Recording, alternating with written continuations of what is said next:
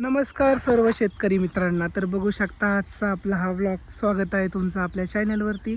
आणि आता बघू शकता आम्ही आलेलो आहे रानात. तर रानात घरचं काम खूप पडलं आहे, पण शेळ्यांना काही खायलाच नव्हतं. तर म्हणलं चला आपण आता रानात जाऊन थोडंसं गवत आणूयात. आता ऊसात पण थोडंसं गवत झाले. म्हटलं थोडं थोडं रोज काढलं तर मग शेळ्या पण गवत खातील आणि ऊस पण निर्माण होईल. तर तुम्हाला दाखवतो, इकडं बघू शकता ही सगळी आमची शेती. बऱ्याच व्हिडिओमध्ये पण दाखवण्याचा प्रयत्न केलेला आहे आम्ही.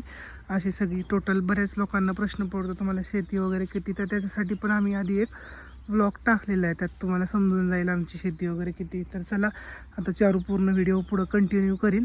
आणि मी आता गवत गोळा करून गवत बांधून आम्ही आता तिकडे त्या कोपऱ्यात गाडी लावलेली आहे. तिकडे जाऊन आता घरी निघायचा वेळ झाला आहे. जवळपास 5:30 वाजत आले संध्याकाळचे. घरी काय होतं, शेळ्यांनी वगैरे जरा कालवा लावतात खाण्यासाठी. आता थोड्या गायी कमी केल्यात आम्ही, कारण की खूप लोड होतो आहे. भरपूर लोकांचे प्रश्न असतात की तुम्ही एवढं मॅनेज कसं करता. पण काय होतं आहे, रानातलं जवळपास 7-8 एकर क्षेत्र पाहून घरच्या गायी वगैरे सांभाळायचं, परत थोडं मोठं तिकडचं असतं, वेळ काहीच भेटत नव्हता.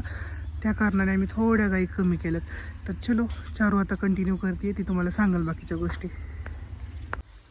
नमस्कार मैत्रिणींनो. तर घरचं सगळं लवकर आवरून आम्ही थोडं आज वावरात आलो होतो शेळ्यांना गवत काढायला.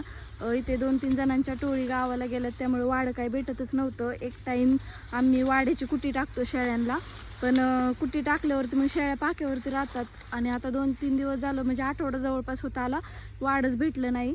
मग आता रोजच गिन्नी गोलचं ते हत्ती गवत नसतं का, ते टाकतोय आम्ही.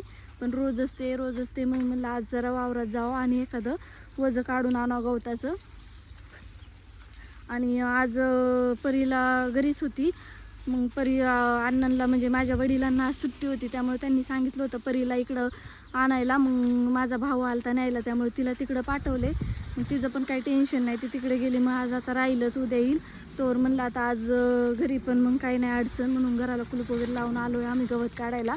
तुम्ही पाहू शकता, हे आता गवत दोघांनी मिळून काढलंय. गवत पण ऊस थोडा थोडा गच्च भरलाय आणि आता खरं तर औषध मारायची गरज आहे. पण म्हटलं रोज एक एक वजं काढलं तर शेळ्यांना खायला पण होईल आणि ऊस पण साफ होईल, स्वच्छ होईल.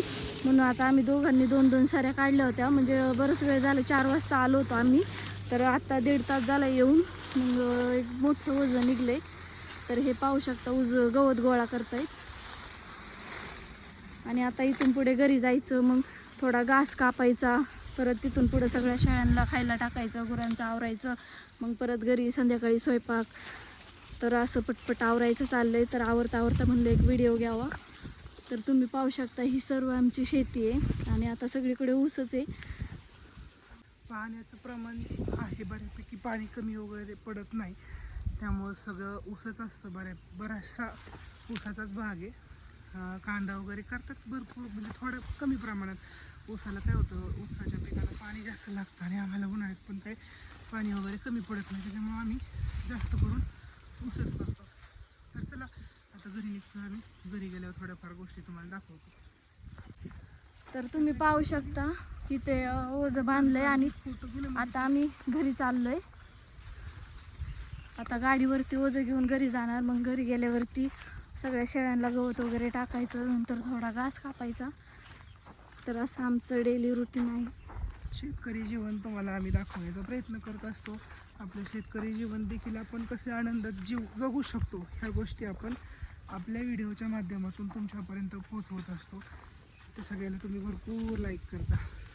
तर चला आता निघाले आम्ही घरी. इकडे आहे आपला सगळा ऊस आणि पुढं विहीर पण तुम्हाला चारू विहीर असेल बघा. तुम्ही पाहू शकता, इथे आमची विहीर आहे.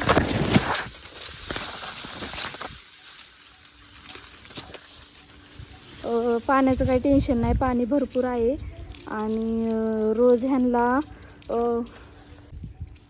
ह्यांना मोटर चालू बंद करायला रोज यावं लागतं. परत ही ऊस भरलाय का नाही हे पाहायला आतमध्ये जायला लागतं. तर अशा प्रकारे चालू असतं रोजचं.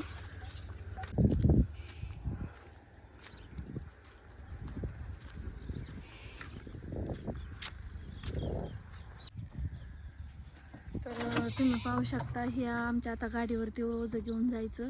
तर ही आहे आमची इलेक्ट्रिकल गाडी. वावरात रोज चक्रा मारायला लागतात, त्यामुळं आम्ही इलेक्ट्रिकल गाडी घेतली आहे. घरापासून आमचे थोडं रान लांब आहे. आणि पलीकडं पण आम्ही एक नवीन खरेदी घेतलेली, त्याच्यामुळं काय होतं तिकडं जाण्यात येण्यातच पेट्रोल आम्हाला जवळपास 100 रुपयाचं पेट्रोल आमचं रोजचं लागायचं.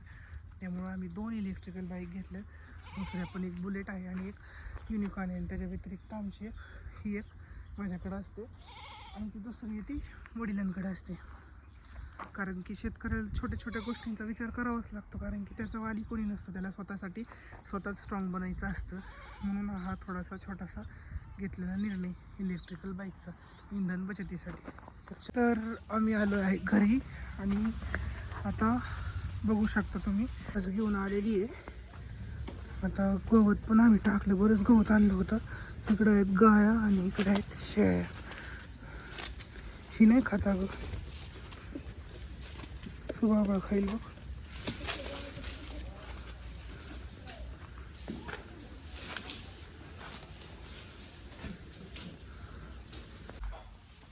ह्याला पण बांध तोडू बोकडाला.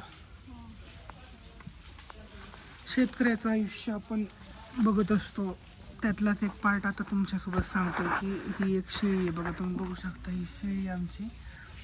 तर एक 4-5 दिवसापूर्वी, आता प्रत्येकच गोष्टीचे व्हिडिओ बनवणं किंवा प्रत्येक गोष्टी सोशल मीडियावरती शेअर करणं पॉसिबल नसतं.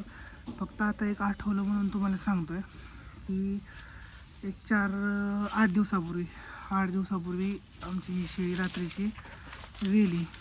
पण काय प्रकार झाला काही समजलंच नाही. की दोन्ही पण करडं दुर्दैवाने मेलेलीच निघाली. कशामुळं काय कसं काय समजलंच नाही. पण त्या गोष्टी पण सहन करून आपण ठीक आहे चला होत राहतात अशा हिशोबाने सोडून दिल्या. त्याच्यानंतर एक 4-5 दिवस गेले. नंतर तुम्हाला सगळ्यांना तर माहितीच आहे की माझ्या भावाचा साखरपुडा नाही पण एक कुंकाचा कार्यक्रम होता. त्यानिमित्त आम्ही सगळेजण तिकडे गेलो होतो. त्याच दिवशी घरी शेजारी सांगून ठेवलं होतं की लक्ष राहू द्या गुरांवरती वगैरे. पण नेमकं त्याच दिवशी आमच्या एका मेंढीला पिल्लू होणार होतं. वेळेला झाली होती मेंढी आणि काही त्यांना समजलं नाही. शेजारच्यांचं पण काही जास्त लक्ष नव्हतं. आणि ते संध्याकाळी आम्ही आलो 5-5:30 वाजता घरी आलो. त्यावेळेस पाहिलं तर वाटलं की अरे मेंढी तर ही करते उठबस वगैरे होईल तिला आज पिल्लू. 6 वाजल्यानंतर आम्ही दोघं ते काय शिदोरी वगैरे द्यायला सगळीकडे घरोघरी गेलो दोघंजणं. हिला घेऊन मी गेलो होतो. यायला आम्हाला 8 वाजले. 8 वाजल्याच्या नंतर परत बघितलं आम्ही जाताना झोपायच्या वेळेस पण पाहिलं 9 वाजता वगैरे की आहे म्हटलं बघू संध्याकाळचं. पण 11 वाजले तरी पण तिला भयंकर त्रास व्हायला लागला. मग डॉक्टरांना बोलवलं. 12 वाजता डॉक्टर आले. पण अनफॉर्च्युनेटली ते पिल्लू देखील मेलेलेच निघलं. ह्या अशा सगळ्या गोष्टींना सामोरे जाऊन शेतकऱ्याला आपला संसार संयमातून उभा करायचा असतो. संयम ठेवावाच लागतो, जे की तुम्ही सगळेजण पाहताच.